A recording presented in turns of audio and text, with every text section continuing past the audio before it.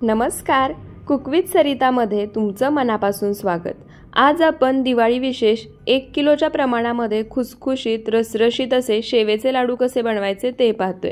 यामध्ये मी तुम्हाला साहित्याचं वजनी आणि वाटी दोन्ही प्रमाण सांगणार आहे। त्यासोबतच हे लाडू जर तुम्ही या पद्धतीने बनवले तरी पहिल्याच प्रयत्नात अगदी परफेक्ट जमतील, अजिबात चुकणार नाहीत। त्यासाठी व्हिडिओ शेवटपर्यंत नक्की पहा, कारण यामध्ये मी बऱ्याच टिप्स सुद्धा सांगितल्या आहेत। आणि व्हिडिओ आवडला तर व्हिडिओला एक लाईक नक्की करा आणि चॅनलला सबस्क्राइब करायला विसरू नका। चला तर मग रेसिपीला पटकन सुरुवात करूया। तर आज या ठिकाणी मी तुम्हाला वजनी आणि वाटी दोन्हीमध्ये साहित्याचं प्रमाण मोजून दाखवणार आहे, म्हणजे जरी तुम्हाला दिवाळी फराळाच्या ऑर्डर घ्यायच्या असतील तरी सुद्धा मदत होईल। तर इथे पहा, वजनी प्रमाण मोजून घेण्यासाठी मी वजन काटा घेतलाय, त्यासोबतच इथे माझ्याजवळ मेजरिंग कप आहे। या ठिकाणी मी वजन काटा आणि मेजरिंग कपने सर्व साहित्य मोजून दाखवणार आहे। मेजरिंग कप नसेल तर अशा पद्धतीने तुम्ही घरातील कोणती एखादी जी आपण रेग्युलर आमटीसाठी वाटी वापरतो ना ती वापरू शकता। आता तुम्हाला या दोन्हीने मी साहित्य मोजून दाखवते, म्हणजे तुम्हाला सुद्धा साहित्याचं योग्य प्रमाण समजेल। तर त्यासाठी सर्वात आधी आपण बेसन मोजून घेऊयात। तर त्यासाठी इथे मी वजन काटा सेट करून घेतला आहे, त्यावरती एक बाउल ठेवायचा। आता आपण कपानी बेसन पीठ मोजून घेऊयात, त्यासोबतच तुम्हाला या ठिकाणी वजनी प्रमाण सुद्धा दिसेल। तर या ठिकाणी मेजरिंग कपने बेसन पीठ मोजून घेताना मी अजिबात हाताने दाबून यामध्ये हे बेसन पीठ भरलं नाहीये, तर अगदी अलवार हे बेसन पीठ कपामध्ये वरचेवर भरून घ्यायचंय। आणि इथे पहा, मेजरिंग कपने एकूण 4 कप बेसन पीठ मी मोजून घेतलं आहे। वजनी प्रमाणामध्ये 500 ग्रॅम म्हणजे अर्धा किलो इतकं हे बेसन पीठ घेतलं आहे। अर्धा किलो बेसन पीठामध्ये आणि राहिलेल्या साहित्यामध्ये 1 किलोपेक्षा जास्तच हे शेवेचे लाडू बनून तयार होतात। आणि आमच्याकडे याला कळ्याचे लाडू सुद्धा म्हणतात, तुमच्याकडे काय म्हटलं जातं ते सुद्धा मला नक्की सांगा। आता आपण साखर मोजून घेऊया। तर या ठिकाणी जेवढा आपण बेसन पीठ घेतलं आहे त्याच प्रमाणामध्ये इथे साखर सुद्धा घ्यायची आहे। तर इथे मी वजनी प्रमाणामध्ये बेसन पीठ अर्धा किलो घेतलं होतं, साखर सुद्धा आपल्याला अर्धा किलोच घ्यायची आहे। मेजरिंग कपने ही साखर 2 कप इतकी भरते, म्हणजे इथे प्रमाण पुन्हा लक्षात ठेवा। जर वाटीने किंवा मेजरिंग कपने साहित्य मोजून घेतलं तर 4 कप या ठिकाणी बेसन पीठ आणि 2 कप साखर घ्यायची आहे। वजनी प्रमाणामध्ये जर हे साहित्य मोजून घेतलं तर अर्धा किलो बेसन पिठासाठी अर्धा किलो साखर। आता पाक बनवण्यासाठी पाण्याचं प्रमाण आणि बेसन पिठाचं मिश्रण बनवण्यासाठी लागणारं पाण्याचं प्रमाण ते मी तुम्हाला पुढे सांगेन। तर इथे आपलं वजनी प्रमाणामध्ये साहित्य मोजून झालंय, आता पुढची तयारी करूया। तर त्यासाठी इथे मी एक मिक्सिंग बाउल घेतला आहे। आता यामध्ये सर्व बेसन पीठ आपल्याला काढून घ्यायचं आहे। तर बेसन पीठ मोजून घेण्याआधीच मी स्वच्छ चाळून घेतलं होतं। तुम्ही सुद्धा जर बेसन पीठ आधी चाळून घेतलं नसेल ना तर या स्टेपला नक्की चाळून घ्या, म्हणजे काय होतं, बेसन पिठामध्ये गुठळ्या राहत नाहीत आणि बेसन पीठ व्यवस्थित एकसारखं मिक्स होतं। त्यानंतर यामध्ये पाव चमचा मीठ घालायचं। कोणताही गोडाचा पदार्थ बनवताना त्यामध्ये थोडंसं मीठ घातलं ना की त्या गोडाच्या पदार्थाची चव छान दुपटीने वाढते। मीठ घातल्यानंतर आता हे मीठ बेसन पिठामध्ये एकसारखं आपल्याला मिक्स करून घ्यायचंय। बेसन पिठामध्ये मीठ एकसारखं मिक्स करून घेतलं की आता आपल्याला हे बॅटर तयार करून घ्यायचंय। तर त्यासाठी इथे मी तुम्हाला पाण्याचं प्रमाण सांगते। 4 कप आपण बेसन पीठ घेतलं होतं, त्यासाठी सुरुवातीला इथे मी 1 कप पाणी घेतलं आहे आणि अजून पुढे किती पाणी लागेल ते सुद्धा मी तुम्हाला पुढे सांगेनच। तर इथे आता लागेल असं थोडं थोडं पाणी घालायचं आणि बेसन पीठ यामध्ये एकसारखं मिक्स करून घ्यायचं। आता या ठिकाणी बेसन पीठ मिक्स करून घेण्यासाठी विस्करच्या ऐवजी तुम्ही चमचा वापरला तरी सुद्धा चालेल, हाताने मिक्स करून घेतलं तरी सुद्धा चालेल, पण विस्करने किंवा चमच्याने छान एकसारखं मिक्स होतं, हात भरवायची अजिबात गरज नाही।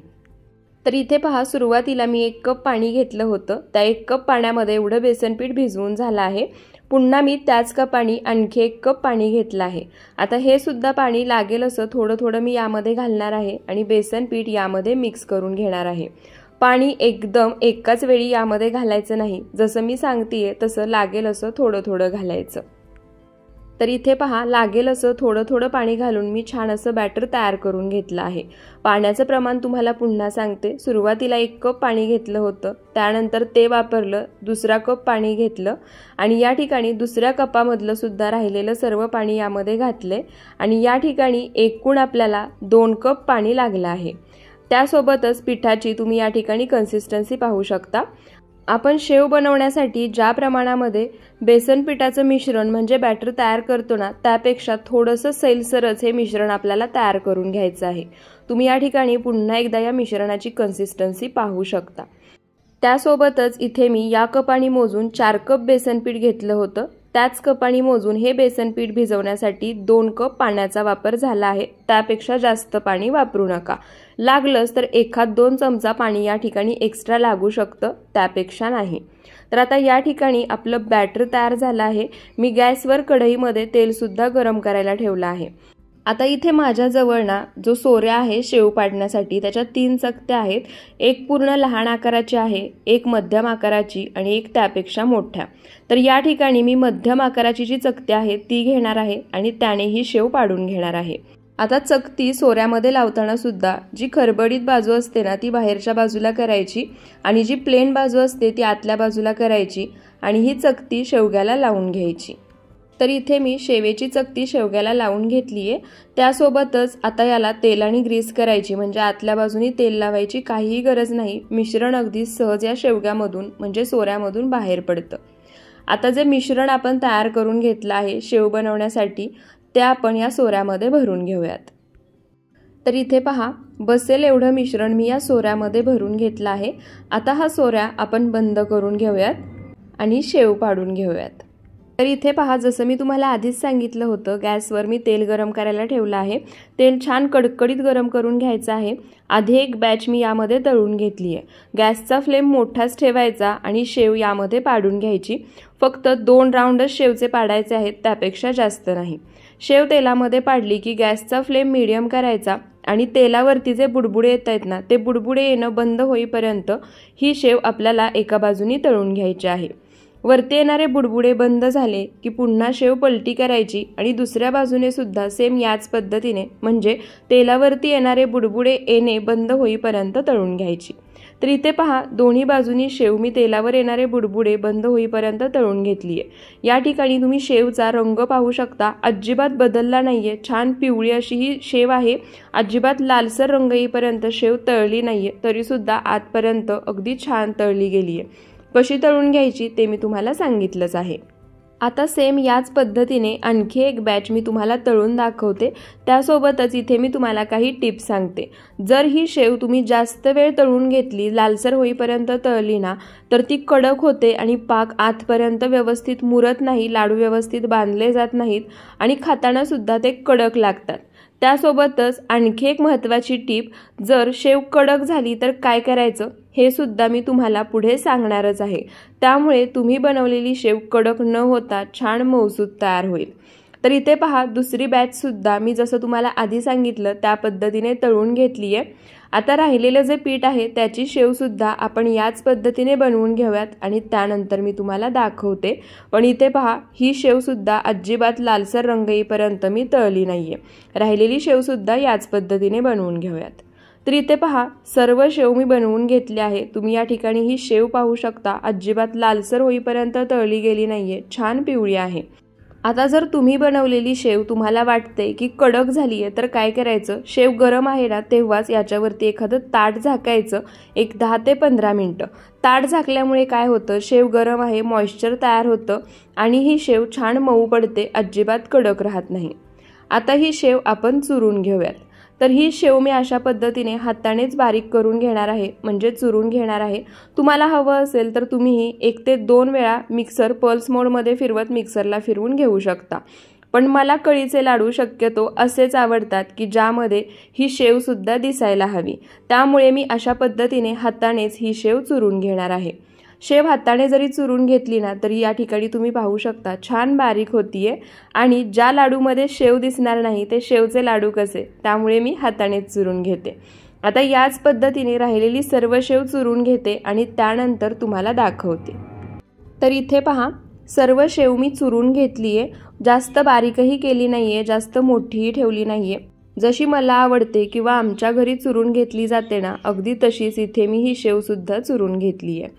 आता ही शेव बाजूला ठेवूयात आणि आपण पाक तयार करून घेऊयात।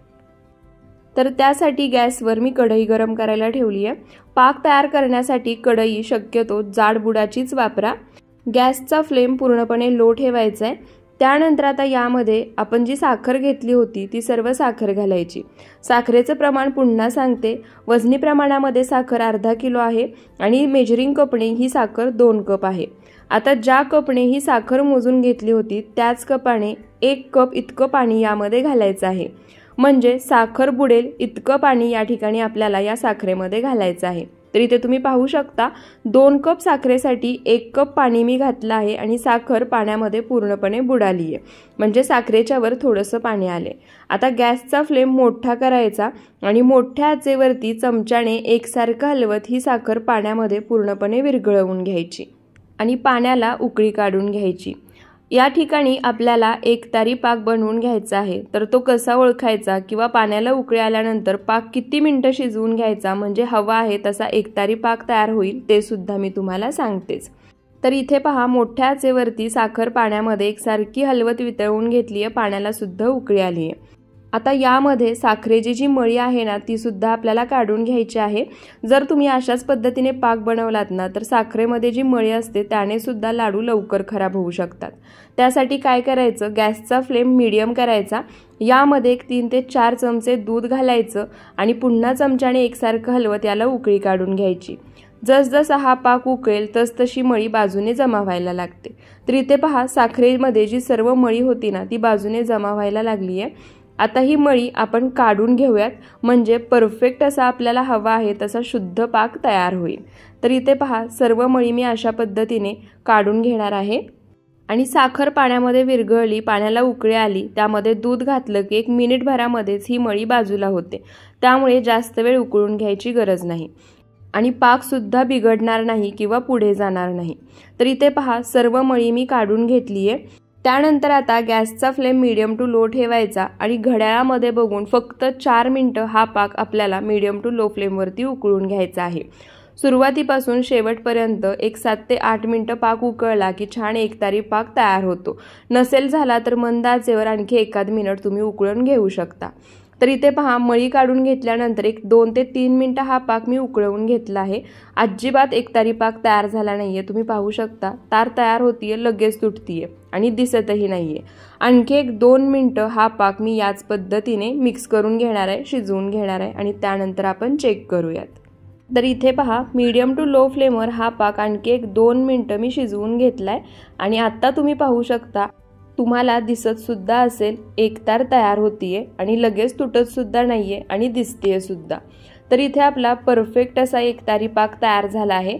तर या ठिकाणी टायमिंग मी तुम्हाला पुन्हा सांगते, साखर पाण्यामध्ये विरघळवून घेतल्यानंतर 6 मिनिटं हा एकतारी पाक तयार होण्यासाठी लागली। गॅसचा फ्लेम मीडियम टू लो होता।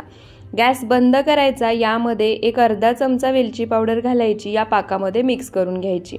वेलची पावडर गॅस बंद करूनच पाकामध्ये घालायची, म्हणजे त्याचा फ्लेवर आणि सुगंध त्यामध्ये छान उतरतो।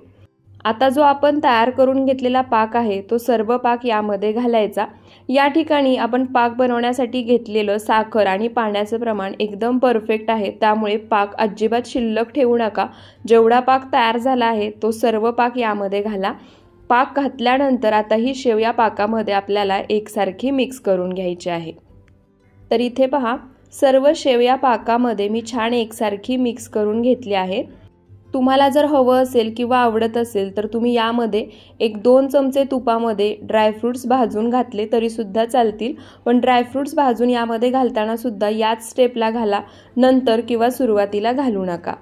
त्यानंतर आता याच्यावरती झाकण ठेवायचं आणि 30 ते 40 मिनिटं ही शेव पाकामध्ये छान मुरू द्यायची, म्हणजे पाक सुद्धा शेवेमध्ये छान मुरला जातो आणि लाडू सुद्धा अगदी बरेच दिवस छान टिकतात, अजिबात कडक होत नाहीत। हवं असेल तर झाकण काढून अधूनमधून हे तुम्ही मिक्स करून घेऊ शकता, म्हणजे खालून वर एकदा मिक्स करायचं, म्हणजे ही शेव पाकामध्ये सर्व बाजूनी एकसारखी भिजली जाईल। तर इथे पहा, अर्धा तास झाला आहे, मी सुद्धा झाकण काढून 1-2 वेळा ही शेव पाकामध्ये खालून एकसारखी मिक्स करून घेतली आहे आणि या ठिकाणी तुम्ही पाहू शकता पाक या शेवमध्ये छान एकसारखा मुरला गेला आहे। अजिबात पाक तुम्हाला यामधून वेगळा झालेला दिसत नसेल। आता पुन्हा एकदा हे सर्व मिश्रण आपण एकसारखं मिक्स करून घेऊयात।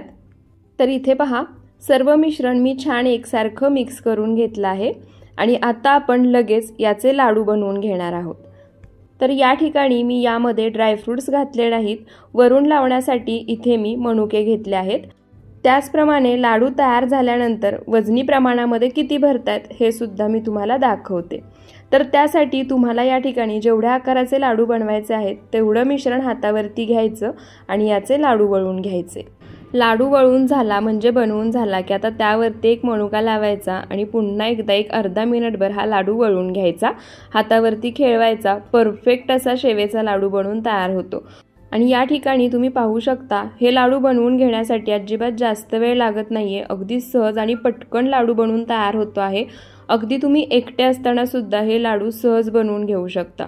पाहू शकता परफेक्ट असा हा लाडू तयार झाला आहे। आता याच पद्धतीने ना मी तुम्हाला आणखी एक लाडू बनवून दाखवते।